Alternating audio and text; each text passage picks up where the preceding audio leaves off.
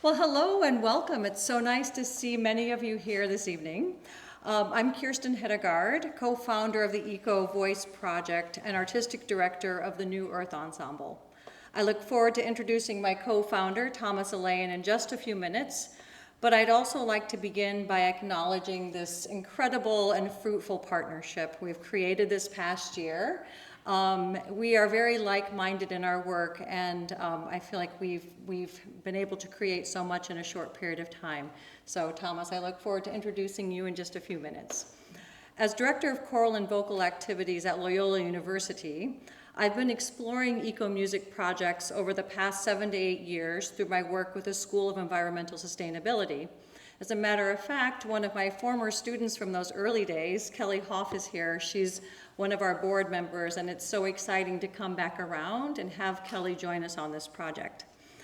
What began as a series of intriguing interdisciplinary projects soon led to further research, a doctoral dissertation on the subject, and eventually the founding of the EcoVoice project. And as I reflect on this trajectory and the many ways this work has also affected my personal relationship to sustainability efforts, it occurs to me that I am the perfect example of how music can inspire action. The mission of the EcoVoice project is to make music that informs, connects, and inspires people to act for environmentally just causes. With that in mind, we have curated this first festival to explore some foundational concepts and formats. From tonight's performance, which features solo song, to tomorrow's lineup, which includes a morning sound walk, an eco-arts working group, a diverse eco-music panel, and an evening performance of Snyder's Mass for the Endangered. We hope to offer a broad introduction to how music can bring the environment, our habitat, into focus. Our final festival event is an eco-sing-along in Evanston with Louise Kelly, singer-songwriter, who will encourage the audience to bring our voices together with a unified message. Along these lines, we look forward to sharing the EcoVoice Anthem, a commission that will be premiered in 2023. Other plans for next year include a young composer competition, the founding of the EcoVoice Community Choir, and a new song cycle commission on the topic of fresh water in the Great Lakes region. We have just begun to scratch the surface in terms of how music and the arts can support environmental activism. And the EcoVoice project has an exciting journey ahead of it. As we work our way back to a more sustainable relationship with the earth, so too can we integrate how music and art intersect with the natural world. To mark the beginning of this journey, tonight's performance features a number of meaningful collaborations. Thoughtfully conceived and prepared, this program is led by my colleague, dear friend, and co-founder of the EcoVoice project, Thomas Alaan. In addition to the incredible work he has done in service of this project, Thomas is also busy as a performer, scholar, teacher, and leader. He is currently a lecturer at UIC, assistant conductor at Holy Name Cathedral, co-director of Bach and Beethoven Experience, and on the artistic leadership team at Opera Works. His creative vision, tireless energy, and expansive knowledge is an inspiration. It is my immense pleasure to welcome co-founder of the EcoVoice project, Dr. Thomas Alaan.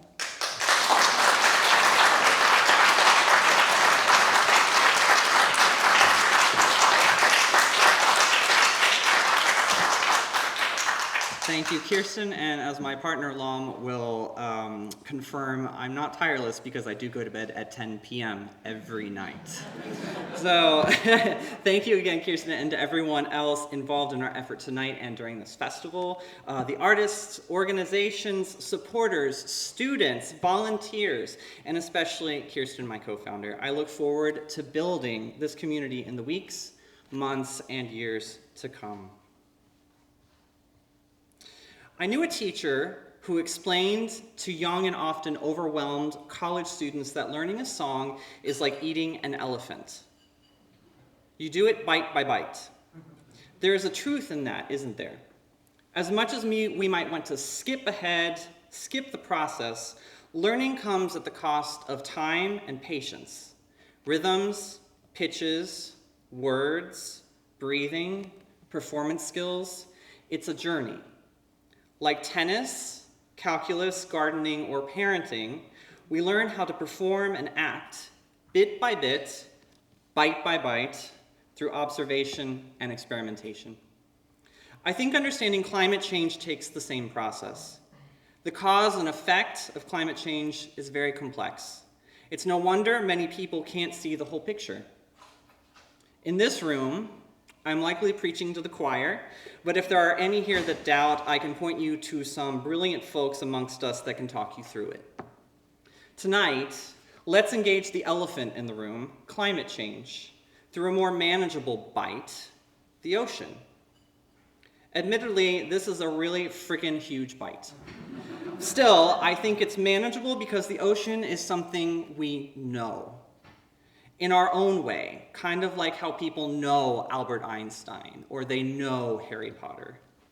We know it through our senses, and like tennis or parenting and calculus, we grow in our understanding through time and experience. Some in this room have lived near the ocean. Many have visited its coastlines, swam or steered boats over its swells, or observed it from an airplane window. Others have studied its temperatures, inhabitants, and rising sea levels, and still others have never visited it physically, but they know it through pictures and film, stories, usually vacation stories by family members, books, and the news. Sitting in this hall, we probably feel disconnected from the ocean, yet our Chicago weather, our waterways, the air we breathe, and the food we eat in some way originated with the ocean. It touches us at every moment. The performance tonight is experimental. While I have a story progression in my own mind, in reality, the story is the one that you construct through your own imagination. The process has no shoulds. You should not feel a certain way or listen for a certain musical riff. During this evening of musical performance, film, poetry, literary and scientific readings, and improvisation, let your mind wander in and out of conscious observation and unconscious daydreaming. And if you fall asleep, that's cool too. Lom, you're not allowed to. But I ask that as these visual, oral, and emotional experiences wash over you, you actively engage your reactions. What got you? Was it a reading or a song? What memory or feeling did that stir within you, and why? Be curious about those reactions and tell us about them after this whole process is over. In the days to follow, reflect on this evening and consider how you know the ocean in a new way. Since our mission is one of environmental stewardship, I'd like to issue a call to action. Remember our oceans. That's it. Remember our oceans. That seems like such a small task, but if we're honest, how many of us do that on a daily or even a weekly basis? How can we protect our sea-dwelling creatures, our island nations, our coral reefs if we don't think about them beyond a news article about microplastics? How can we eat the elephant that is climate change? We start by taking a small bite. Remember our oceans. Remembering leads to reflection. Reflection leads to action. Take time to have those reflections.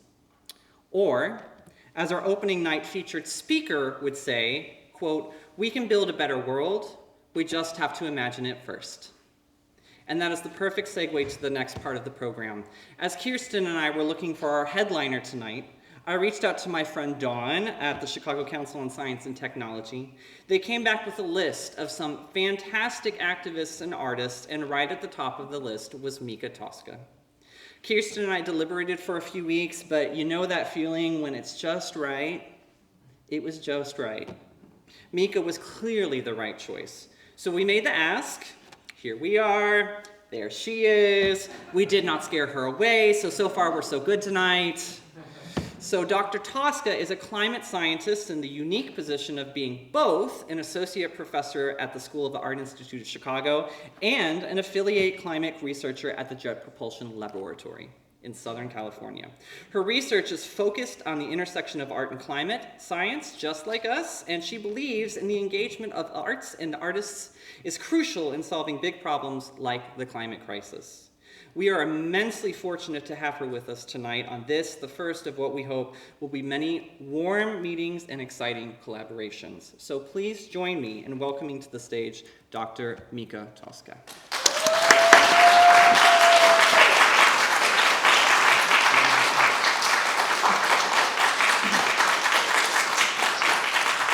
Wow, thank you guys so much.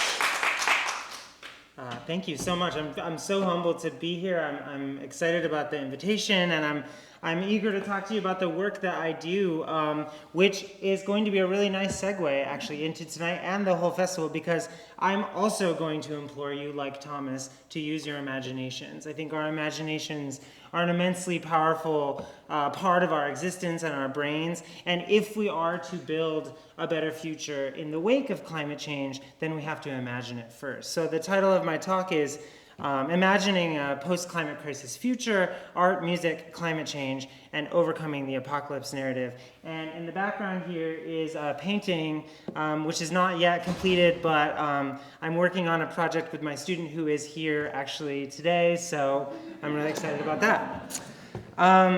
As you all know, the climate is warming at a rate that is unprecedented in the last 2,000 at least years, if not longer. You can see the temperature record here showing a sharp spike at the end, an increase in temperatures that is largely due to human activity. This has caused storms and hurricanes to become more extreme. It's caused sea levels to rise, Arctic sea ice to melt, as well as glaciers and land ice, and heat waves to multiply. And actually what I'm showing in this top right is a picture of the heat wave that we just experienced in Chicago in June when it was 100 degrees. And as I mentioned, this is all because of human activity. This is because human beings burn fossil fuels. Those fossil fuels emit greenhouse gases. Those greenhouse gases enter the atmosphere where they trap infrared radiation from the Earth. That infrared radiation prevents heat from escaping into space, and we have sort of a rampant warming scenario. And the models, the climate models, suggest that it's only going to get worse if we continue on this trajectory. So everything from the best case scenario to the worst case scenario projects an increase in global surface temperature, a decrease in Arctic sea ice area with some projections suggesting that we will be ice-free by the middle of the century, an increase in ocean acidity, and an increase in sea level. And so this has led to a great deal of climate anxiety among the Gen Z students that I teach. I've asked them to articulate some of their climate anxieties for me, and so I won't read all of these, but I do want to focus on the last one here, which really kind of stung when I read it. One of my students said that one of their climate concerns is that as each coming generation is born and acclimates to this world, right, this climate, they won't have known a climate that was once more stable, and they won't know a normal. So depending on how rapid climate change is going on at the time, some folks may have a hard time even caring to reverse climate change because they're unable to grasp what's so wrong around them. So this is obviously a ton of anxiety, and it's leading to a lot of despair among my Gen Z students and others, in the greater population. And so how do we even begin to address the anxiety? I ask my students, and pretty much every public lecture that I give, I ask these questions at the beginning. So I'm going to do that now. First, I'd like to know, just raise your hand, if you consider yourself a part of nature or separate from nature. So if you consider yourself a part of nature, please raise your hand. And if you consider yourself separate from nature, please raise your hand. Okay, a couple stragglers. And then if we could do this in a controlled manner, if folks could just shout out or raise their hand and list a few words or things that come to mind when I say the word natural. Trees. Ocean. Birds. Air. Perfect. How about some words or things that come to mind when I say the word unnatural? Plastic. Tar. All of those. Pesticides. Capitalism. I would argue that the reason. Oh, sorry. So what I'm seeing here, and unfortunately, as wonderful as you all are, your responses to that are not unique. Every time I give this talk, it's pretty much the same. Everyone insists that they're a part of nature, but when I ask for things that are unnatural, they list only things that are created by humans for humans. So there's a cognitive dissonance. I think rhetorically, we have separated ourselves from nature, but in our heart of hearts, we really want to be a part of nature. And the reason that we've separated ourselves from nature is not by accident. Just a little bit of light history on climate change and how we got here. In the 1700s, in Britain, coal was used very sparingly, mostly to heat homes or light street lamps, but with the invention of the steam-powered engine, the cotton industry made this transition from water wheel power to steam power, not because water was scarce or less powerful or more expensive. On the contrary, steam gained supremacy in spite of water being abundant, powerful, and cheaper. And none of this is actually in serious historical dispute. But historian Andreas Malm writes in Fossil Capital that the reason steam replaced water was because of capitalism and a misguided belief that growth would be and must be eternal. And coal factories could then be located in urban centers, thereby making it easier for factory owners to find and exploit labor. This is how we got the Industrial Revolution. So global warming is the unintended byproduct par excellence. A cotton manufacturer of mid-19th century Lancashire who decided to forgo a water wheel and invest in a steam engine, erect a chimney, and order coal did not, in all likelihood, entertain the possibility that this act could have any relationship to the extent of Arctic sea ice, the salinity of the Nile Delta, the intensity of the Punjab monsoon, the altitude of the Maldives, or the diversity of amphibian species in Central American rainforests. And so we have indeed separated ourselves from nature. And I argue in my work and in my public lectures that we need to reimagine our future as one where humanity and nature coexist. And Thomas was alluding to this earlier, and so I'm just, beating that drum a little harder. Where we are part of nature, right? We need to define the boundaries between the natural and the unnatural. And so this brings us to the role for art. We're all here to see some art tonight, right? I start with this graph, which I think really highlights the need and the role that art can play in science communication. When Americans are asked how they see scientists, 90% of Americans consider scientists to be intelligent. However, only 54% of Americans consider scientists to be good communicators, and nearly half of Americans consider scientists to be socially awkward. Thomas also mentioned that climate change is a really difficult concept to grasp. Philosopher Timothy Morton writes in his treatise Hyperobjects about climate change and defines it as a hyperobject, an object that is both too large temporally and spatially for our brains to really understand. But it is indeed an object, right? It is an abstracted object. And so while we all encounter abstractions in our work, right, scientists, everybody, artists and designers, and that includes musicians, right, in particular, intelligently address abstraction and create objects every day. And so I think there's a really didactic role for art, which is epitomized by this Diane Burko show at the American Museum, where she paints various levels of abstractions of different climate change phenomena. You can see glacier retreat, Amazon burning, sea ice melting, that sort of thing. And so I think that this is a really sort of straightforward role that art can play. And so I'd like to show you a few examples of work that my students have done on this topic because it's cool. Here's one of my favorite images. It's called Climate Deniers on Vacation by one of my former students. You can see some really infamous climate deniers being depicted.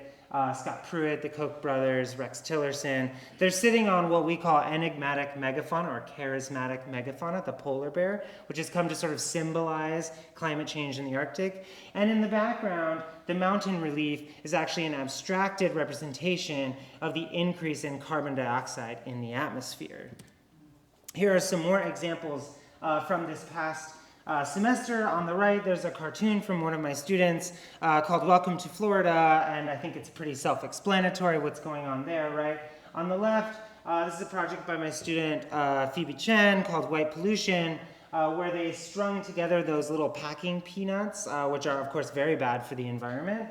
They pointed a plastic fan that's sort of buried in dirt at them, and it makes this sort of eerie sound, right? And it's getting us thinking about the role that plastic and excess packaging and that sort of thing play in the whole climate change conversation.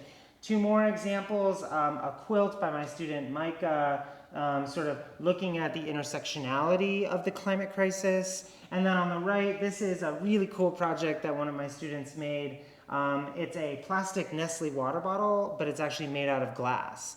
And then the best part is that the plastic water bottle has actually been transformed into that little koozie that you see at the top, a completely useless koozie, which is kind of commentary on our obsession, again, with plastic.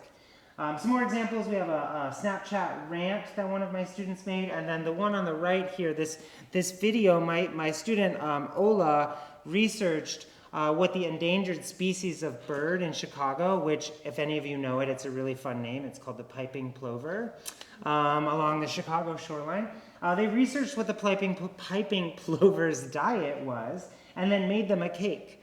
They put the cake at the lakefront and filmed it all day, and spliced the video with information about both endangered species and climate change and the interplay between the two. And then I will conclude this section with a discussion of a really cool new project that I'm working on, which explores the role that electronic music, specifically house music and techno music, can play in the climate crisis. So let me explain, right? So my student, Grant Tyler, organized this panel back during the pandemic. Our goal was to have sort of a sound experience, a music experience, if you will, but we were relegated to the Zoom scenario back then. But we argued that techno music, right, and house music, and then for those of you who are from Chicago, you know that house was sort of invented here, so go us.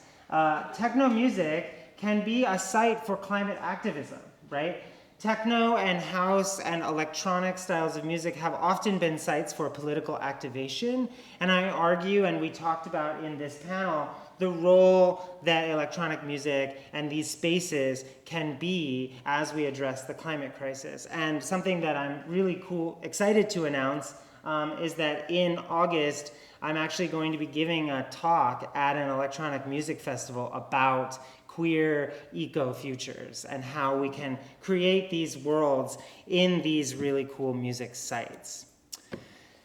But in addition to art being a way to improve our communication of science, I also think art itself can improve the scientific method and the way we construct scientific knowledge. So I'll run you through this really quickly. We've got a simplified representation of the scientific method. I know it's not linear like this. The scientists are like throwing tomatoes at me, but it's approximated by this process. We also have the human-centered design process, which in many ways is analogous to the scientific method, where you have hypothesizing, which is kind of analogous to ideation, experimentation, which is analogous to prototyping, on and on. But something that the design process and a lot of art making includes that the scientific method doesn't include as well and as forcefully as it should is this initial phase, this understanding phase, where we empathize, listen, and learn from stakeholders and other folks who are involved in the outcome of scientific knowledge. And when it comes to climate change, people who are involved in the outcome of that scientific knowledge production is everyone that lives on this planet. And so I think that we could incorporate this understanding phase into the scientific method a little bit more robustly and thereby improve the production of scientific knowledge. You can read about the details of this and why I say these things and why I think these things in this paper, which was published last summer, which I'm extremely proud of. This is the first paper that I sort of published as a person that works at the intersection of art and science. And something that I'm actually the most proud of with this paper is that I got to cite Octavia Butler in the opening paragraph. For those of you who have read Octavia Butler, she's a well-known Afrofuturist writer, she imagines and constructs world in the wake of environmental disaster. And she often posits in her public speeches that science fiction, right, is not only about the problems of the world, but about solving the problems of the world. A sentiment, when expanded to include the broader art world, suggests an important role for art in confronting the urgency of climate change. And so I surmise that the propensity of art and design to harness the limitless potentiality of human imagination in a way that the post-Enlightenment scientific endeavor has historically been less able to do, can provide a framework for developing sustainable solutions to the climate crisis. Basically, we need to use our imaginations to envision and construct a future, right, if we're going to build that future. And so to that end, I'd just like to conclude by showing two projects that I've been working with former students, now collaborators on. The first is called Plastic City by a very talented student of mine, Eli. This is a multimedia project. The heart of it is an electronic music album. There's a theme here. This electronic music album called In Water. And Eli created this album in 2019. There's an accompanying zine, a software, and several music videos about this project. And so in this project, Eli imagines and envisions us living in the future on floating plastic cities in the ocean. And these are just some screenshots of the music video that Eli made that is available on YouTube, and you can also stream the whole album on Spotify. Do I think that we're going to be living on plastic cities floating in the ocean in the future? Probably not. However, if we are to build a future, right, when I say imagine, we really need to imagine. We need to stretch our imaginations, because if we constrict what we imagine for the future, that gets smaller and smaller, and eventually it's closed off to any solutions. If we expand our imaginations and expand our solution set, then we have a lot of things to choose from, a lot of options to choose from, and we can build a better future. And so to that end, I've been working with my student, who's in the front row, on a solar punk project. It's still in the nascent stages. These are some sort of unfinished, in-progress paintings that Javi has made. He also sent me a playlist of all these really cool electronic songs that include environmental elements. So we're exploring how we can, envision futures that are positive, that are good, that are something to look forward to, rather than despair, dismay, and anxiety.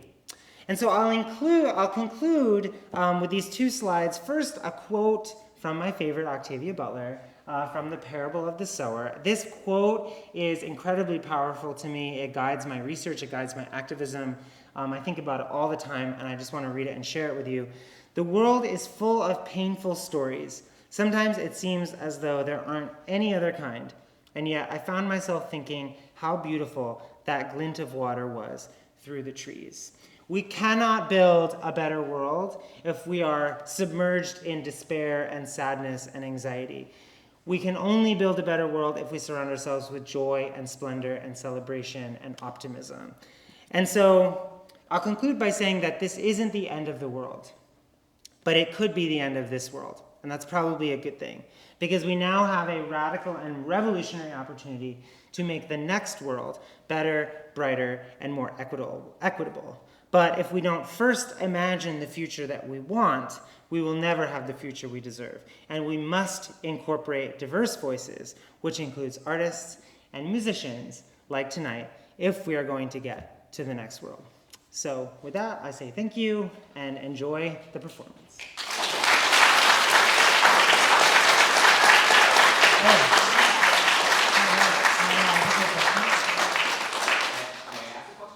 I'm not sure, but sure, go for it. I actually had a question regarding the slide you had regarding the scientific method and combining it with design thinking. And I apologize in advance because I am neither an artist nor a scientist, so I'm drawing upon very, very basic information in high school science. But I tie somewhat to, I guess, my question around the platform of art as a means of eco-activism. And it's this idea of the scientific method sort of trying to incorporate and combine with that's tied to art. However, my basic understanding of the scientific method is emotion and even activism, which is based upon advocacy and pushing for a specific position. Wouldn't that undercut what scientists would think of as a scientific method, which is something that's geared around removing bias, removing prejudices? So how do you incorporate that understanding component of design process into a scientific method in a way that would still be true to how scientists think of their work as being something that is absent or removes emotion and prejudices, and to extend from that, how do you see art being tied to climate change in a scientific way that doesn't undermine, somebody saying, well, it's great that you're presenting me and you're moving me with a beautiful song about the ocean. It's great that you're challenging me and seeking for a better world, but are you actually using science, or are you actually perverting and creating biases in the information that you provide me? So I'm curious about that. That's a great question. I have a really long answer for it, which I don't think I have time for right now, but I will say a few things. Number one, scientists love to say that science is objective and unbiased. I don't think it's true, and maybe that's controversial, but science historically has been largely conducted by one identity of person, and I don't know that I need to say it out loud, but I think we all know that the stereotypical scientist looks like, and so they're bringing their life experiences to their work already, right? Science has already been sort of corrupted, if you want to think of it that way. Also, this version of science is relatively new. It's like a post-Enlightenment way of conducting science. If you think of well-known scientists, right, in the Renaissance or before in other cultures in other countries, they're artists, right? Leonardo da Vinci, Michelangelo, etc. There's a lot of famous scientists, well-known scientists, who incorporate art. Even I think Isaac Newton was a painter. I could have that wrong, but I'm pretty sure. And so that's kind of my first answer to that. My second answer is not necessarily introducing emotion into the scientific method. It's more thinking about what your outcome could be, like what it could do, what you could accomplish with this knowledge production, and thinking about the ways that other people besides scientists construct knowledge and construct things. And so I think artists and designers construct objects, right? They approach problems differently. And so this schematic came out of a project that I did with a collaborator, a designer, where we redesigned one of our data delivery websites. And we worked with the design team to identify like sort of the things that scientists would need. And the end result was both a prettier data delivery site and also a more functional one, believe it or not. And it was, the scientists were shocked by how functional it could be and also look really nice. And so that process informed me that, scientists are so siloed in the way that we conduct our research, and we always stress collaboration and interdisciplinary stuff, but we don't actually do it. And so I think what I'm basically arguing for is let's do some actual interdisciplinary work, right? Which doesn't mean if I'm an atmospheric scientist talking to an oceanographer. It means if I'm an atmospheric scientist working with an artist, for example, or other things like that. But I don't want to take up too much time, but we can talk like after or something, because I've got a lot of thoughts on this. Yeah. Thanks, you guys.